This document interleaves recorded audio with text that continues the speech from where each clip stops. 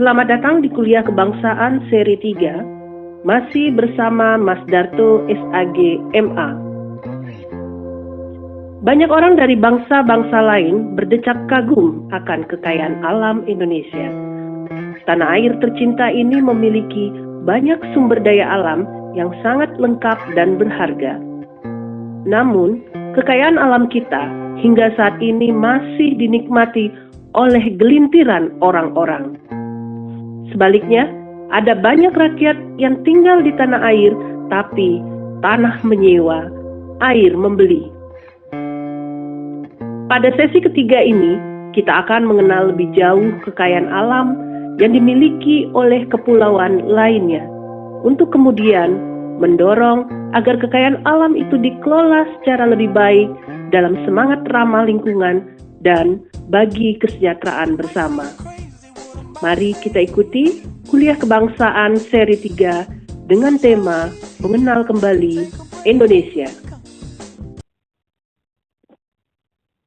Terima kasih Mbak Ilma.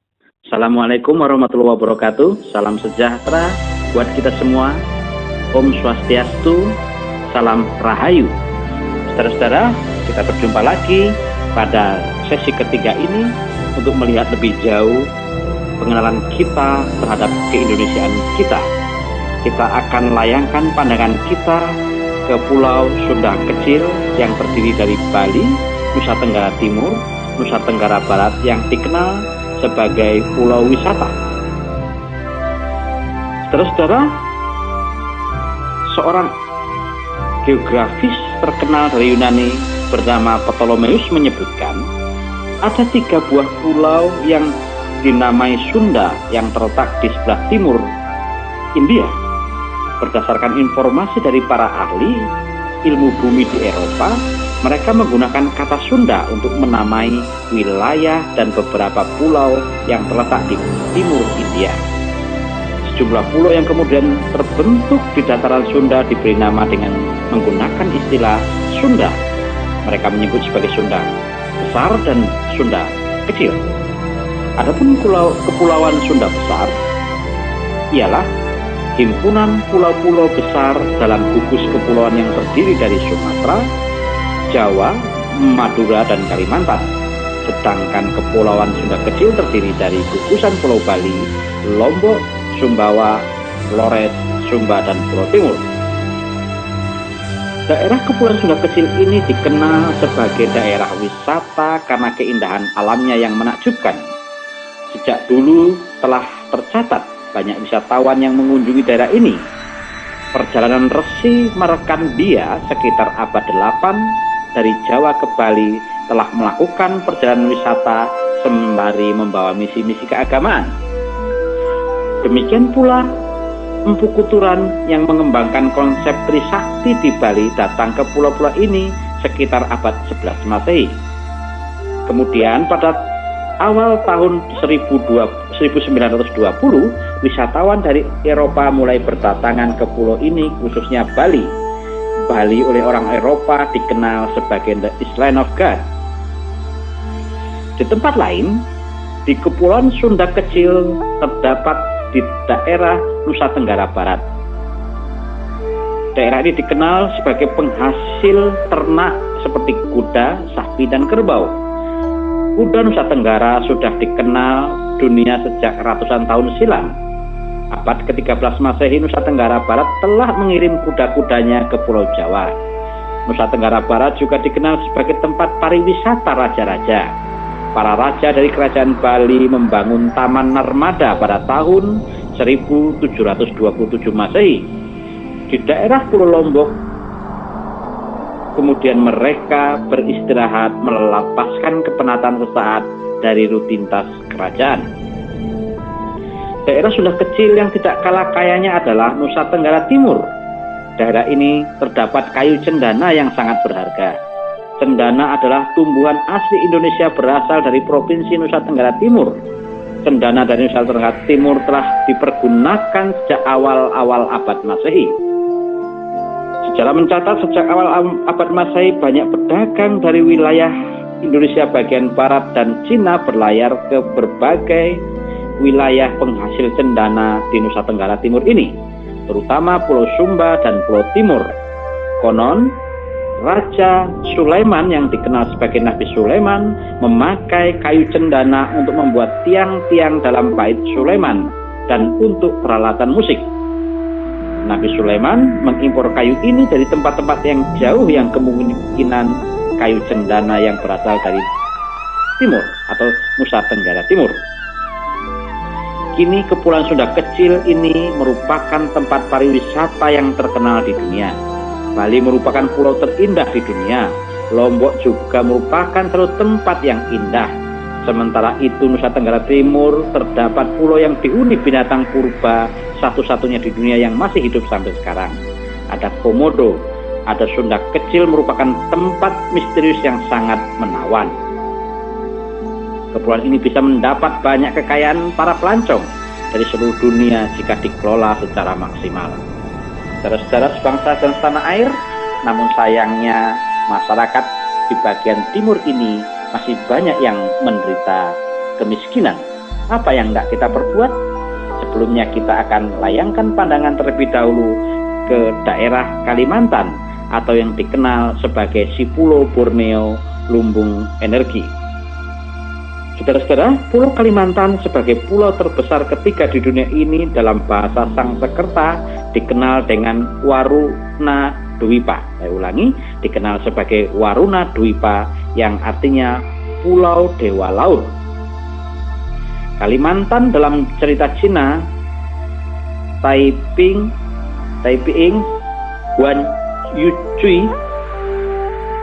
Guanyuci disebut dengan istilah Cinlipi. Saya ulangi, disebut dengan istilah Cinlipisi atau Nusa Kencana. Nusa Kencana adalah sebutan Pulau Kalimantan dalam naskah-naskah Jawa kuno. Orang Melayu menyebutnya sebagai Pulau Ujung Tanah atau Pulau Jung. Borneo adalah nama yang dipakai oleh kolonial Inggris maupun Belanda.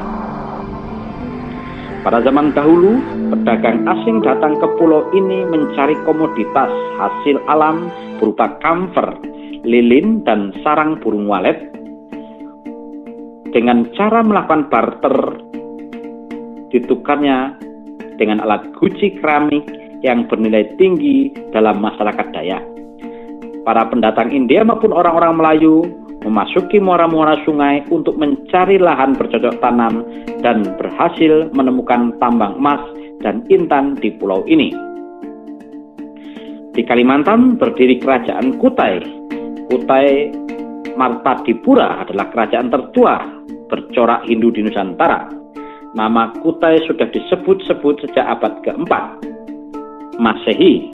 Pada berita-berita India secara tegas menyebutkan Kutai dengan nama Quitaire yang pula dengan arti Cina pada Kutai dengan nama Quitaire, begitu pula dengan berita Cina pada abad ke-9 menyebutkan Kutai dengan sebutan Kote yang berarti kerajaan besar. Dan pada abad 13 Masehi dalam kesusastraan kuno, kitab Negara Kartagama yang disusun oleh Empu Prapanca tertulis dengan istilah Tanjung Kute.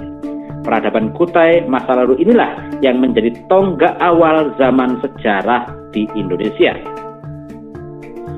Kini Pulau Kalimantan merupakan salah satu lumbung sumber daya alam di Indonesia yang memiliki beberapa sumber daya yang dapat dijadikan sumber daya energi. Di antaranya adalah batu bara, minyak, gas, dan geotermal.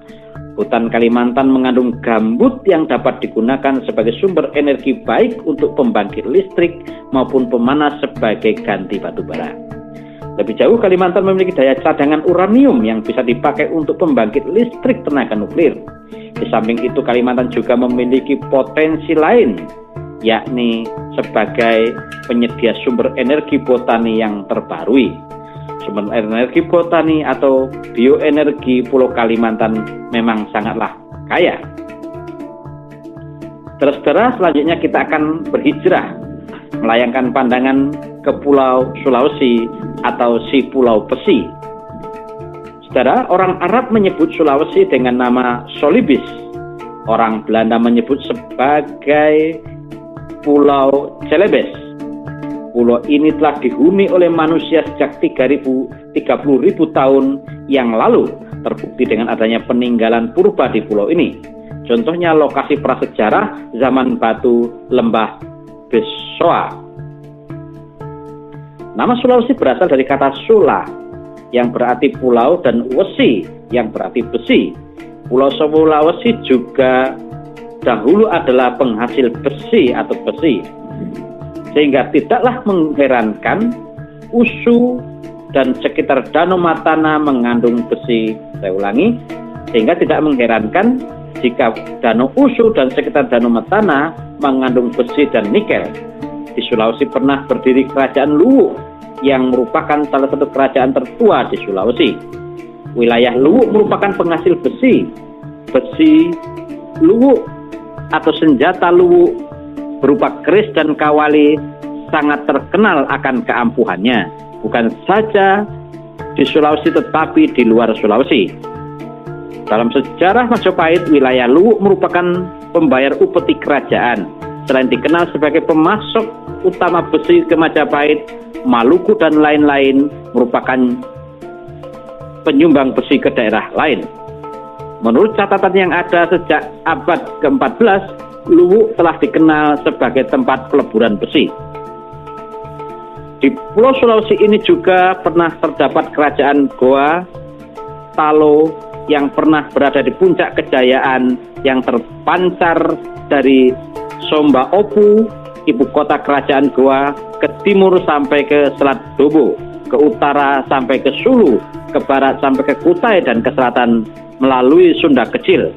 Di luar Pulau Bali sampai ke Mareke, bagian utara Australia. Ini menunjukkan kekuasaan yang luas meliputi lebih dari 2/3 wilayah Nusantara. Saudara-saudara, selama zaman yang makmur akan perdagangan rempah-rempah pada abad 15 sampai abad 19, Sulawesi sebagai gerbang Kepulauan Maluku, pulau yang kaya akan rempah-rempah, kerajaan besar seperti Makassar dan Bone, seperti yang disebutkan dalam sejarah Indonesia Timur. Pulau ini telah memainkan peran penting. Pada abad 14 Masehi, orang Sulawesi sudah membuat perahu yang menjelajahi dunia. Perahu pinisi yang dibuat masyarakat Bugis pada waktu itu sudah bisa berlayar sampai ke Madagaskar di Afrika, suatu perjalanan mengarungi samudera yang memerlukan tekad yang besar dan keberanian yang luar biasa. Ini membuktikan bahwa suku Bugis memiliki kemampuan membuat perahu yang mengagumkan dan memiliki semangat bahari yang tinggi. Pada saat yang sama, Vasco da Gama baru memulai penjelajahan pertama pada tahun 1497 dalam upaya mencari rempah-rempah dan menemukan benua-benua baru di timur yang sebelumnya dirintis oleh Marco Polo. Saudara, sampai saat ini Sulawesi sangat kaya akan bahan tambang meliputi besi, tembaga, emas, perak, nikel, titanium, mangan, semen, pasir, besi hitam, belerang, kaolin, dan bahan galian C seperti pasir, batu, kerikil, dan beras. Jika saja dikelola dengan baik demi kemakmuran rakyat, maka menjadi kayalah orang-orang Sulawesi semuanya. Saudara-saudara sebangsa setanah air, sebelum kita mengakhiri sesi ketiga ini, kita perlu menegaskan, bumi ini adalah warisan buat anak cucu kita. Maka sungguhlah berdosa kiranya jika kita menghabiskannya untuk keserakahan kita hari ini. Bumi Indonesia memberikan syarat untuk warga negara Indonesia menjadi haram hukumnya menjadi orang miskin. Namun kekayaan alam Indonesia yang demikian melimpah ruah menjadi tidak cukup oleh beberapa gelintir orang-orang rakus yang tidak peduli kepada sesamanya. Oleh karena itu menjadi penting bagi warga negara, terutama pemimpinnya, untuk berbagi secara adil sehingga tidak lagi didengar orang-orang miskin di negeri tercinta ini. Sekali lagi, Indonesia adalah sangat mencukupi untuk menjadikan seluruh orang Indonesia kaya, tetapi akan sangat kurang bagi orang-orang yang bermental rakus dan licik. Akhirnya, demikianlah kuliah ketiga kita kali ini.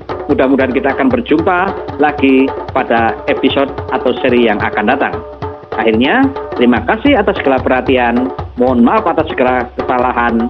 Salam sejahtera, salam rahayu, Om Swastiastu, Namo Buddhaya, dan wassalamualaikum warahmatullahi wabarakatuh. Saudara-saudara sebangsa dan setanah air, demikian tadi kita sudah mendengarkan kuliah kebangsaan seri kedua bersama Mas Darto SAG MA. Kita akan bertemu kembali pada seri keempat, masih melanjutkan mengenal lebih lanjut keindonesiaan kita. Salam kebinekaan.